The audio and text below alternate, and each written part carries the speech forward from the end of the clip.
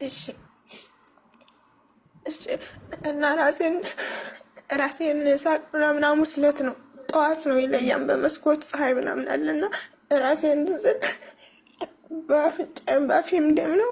ከታችም ሁለቱም ናቸው መሰለኝ እኔ አላቅም። ሁለቱም ናቸው መሰለኝ የደፈሩኝ።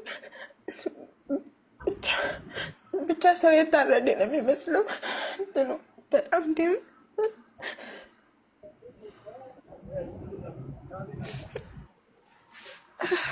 እና ውሃ ምናምን ለምኛቸው ውሃ ሰጡኝ። ከዛ በኋላ እኔን ቀርጸው ምናምን ቪዲዮውን አሳዩኝ። እነሱ አይታዩም፣ እኔ ብቻ ነኝ። ያንን ሳይ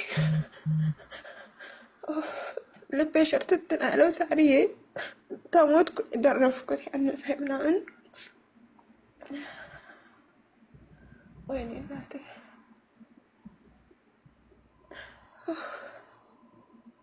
እና ሐሙስ ዕለት ቀን ምናምን መሰለኝ ብቻ አላውቅም። ሁሉም ስለተፈራረቀብኝ ለቤተሰብሽ ነው ደውዬ ያንን ስልክሽን ፍጫሪም ባተሩን ፈታሁን በየዋትሳፕሽ በየእንትንሽ ይህን ቪዲዮ ከምንለቀው ነው ደውዬ እና 15 ሺህ ያለ ምጫለኝ ማለት ነው አሳውል ያለኝ። ከዛ በጣም አለቀስኩባቸው። ምንም ቤተሰብ የለኝም። እኔ የመጣሁት ከገጠር ማህበረሰብ ነው እና ቤተሰብ መረዳ ነኝ እንጂ ቤተሰቦቼ ጭምር እናቴም ይሄን ብትሰማ ትሞትብኛላችሁ ብዬ ለመንኳቸው። ሻንጣዬ ውስጥ የአንገት ወርቅና የጆሮ ነበረ። እሱም ብቻ ነው ያገኙት። ሌላ ምንም ብር ምናምን እንግዲያ ብር ነበረኝ ግን የማስቀምጠው እንትን ውስጥ ነው ልብስ ውስጥ ነው በልብስ እንትን ብዬ ምናምን። ግን አማራጭ የለኝም። ልብሴን ፈትቼ ሰጠኋቸው። 7,000 ሪያል ነበረ። እሱን ሰጥቻቸው ችግር የለም እናደርስሻለን ስራው ምናምን ብለውኝ መልሼ መንቀሳቀስ አልችልም ነበር። ግን እናግሬ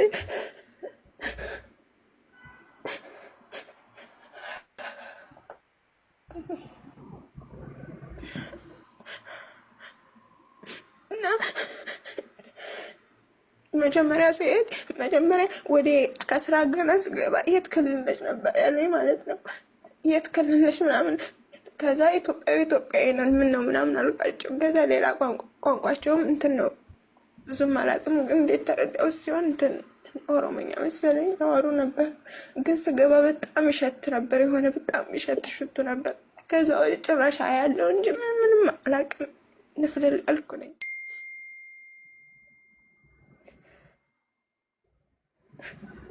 ወይኔ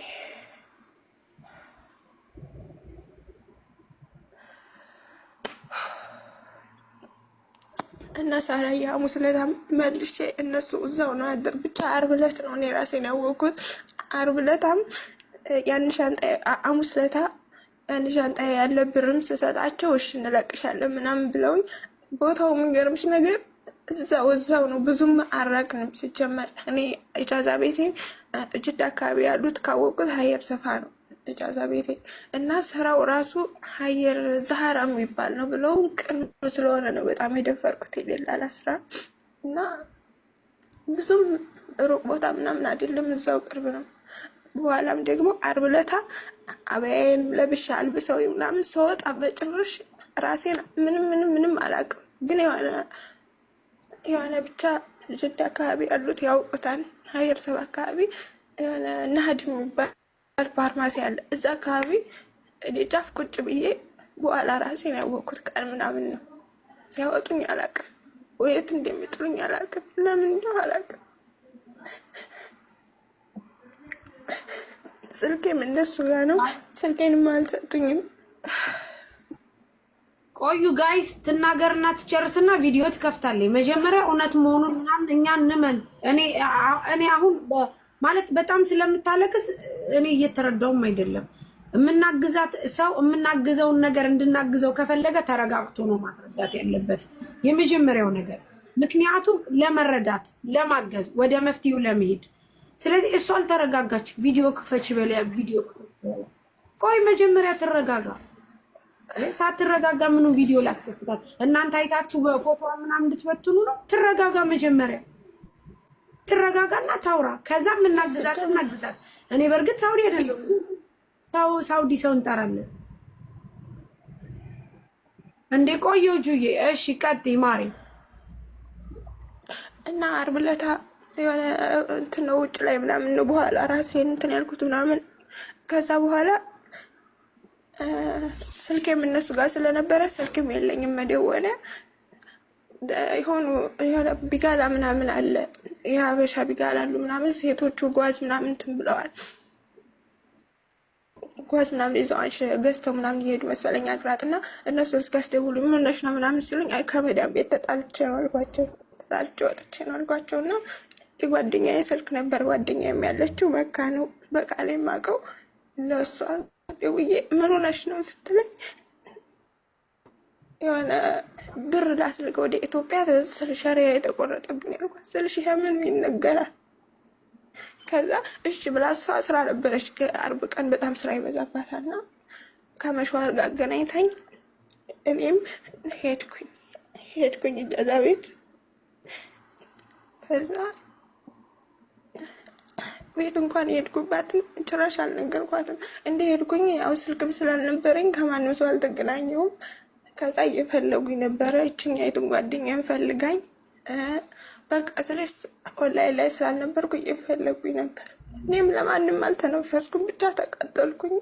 ሰዎችን አላውቃቸውም። ብቻ እኔ ስራ ያስገባችኝ እዛ ግሩፕ ላይ ስሟ የሚመጣልኝ ሰዓዳ የምትባልና ብቻ ብዙዎቹ አውቁታን ግሩፑን ከ4000 ህዝብ በላይ ያለበት ቴሌግራም ላይ ሌላ ሰዎችን አላውቃቸውም። ዛሬ በጣም ተቃጠልኩኝ። አሁን አንቺ ያለሽ ቤት ነው? እዛው ለጓደኛሽ ያስቀመጠች ቤት ነው? ስራ ነበረኝ እኔ በፊቱ በ1000 ብር ስራ ፊት 4 ወር ፈትቼ የሮመዳን አልሰራሁም ያመኝ ነበርና ተዛ በ1000 ብር እዛው በፊት ሌላ ልጅ አስገብታኝ ነበር እዛው ቅርብ ጃዛ ቤቴ በ1000 ብር ነው። ተዛ እነሱን ሮብለታ ከነሱ ጋር የወጣሁት ማለት ነው። ይሄ ስራ በ2005 ነው ሲሉኝ አይዲ ምግብ ሞክራለሁ ስላቸው ቋንቋም እችላለሁ ስላቸው እሺ ብለው ብላይ ነው ልጅቷ የላከችኝ ይደላለው።